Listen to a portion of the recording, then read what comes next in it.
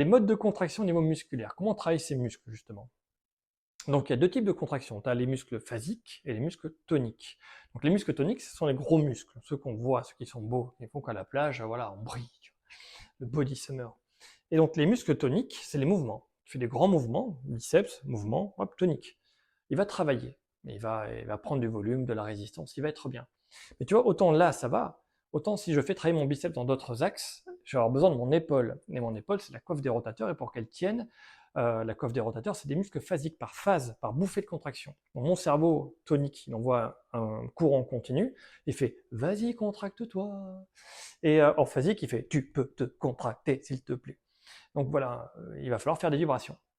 Donc des vibrations. N'importe quelle forme de vibration va faire travailler les muscles phasiques, et n'importe quel mouvement va faire travailler les muscles toniques.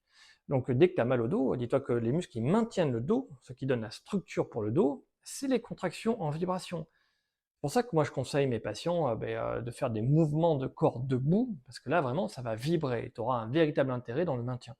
Alors que dès que tu es allongé, c'est encore une aparté, mais dès que tu es allongé, les muscles de maintien pour le dos en tout cas s'inactivent, c'est un réflexe. Donc tous les exos de renforcement spécifiques des muscles qui tiennent le dos, ça ne marchera pas. Donc, par contre, ce sera intéressant de faire des exercices, on va dire, allongés à plat ventre, pour les muscles à côté.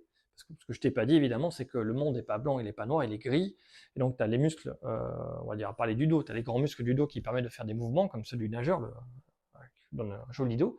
Ceux qui maintiennent le coureur, les vibrations debout. Et le nageur, en fait, il a les muscles à l'intérieur, il ne marche pas trop. Et il compense avec les muscles juste à côté. Donc, tu as des muscles qui maintiennent, tu as des muscles qui font bouger, et au milieu, tu as des muscles qui font l'intermédiaire entre les deux. Et eux, ils marchent un peu selon les deux modes.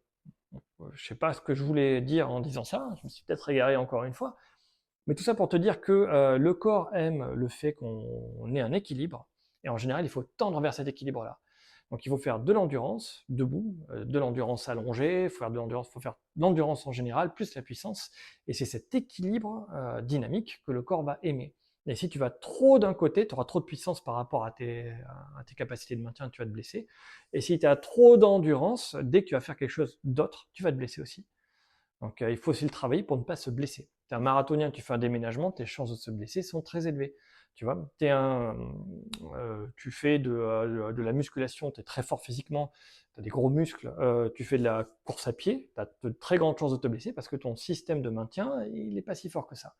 Et c'est essentiellement du système de maintien pour la course. Ah, je sais plus où j'en suis. Vraiment,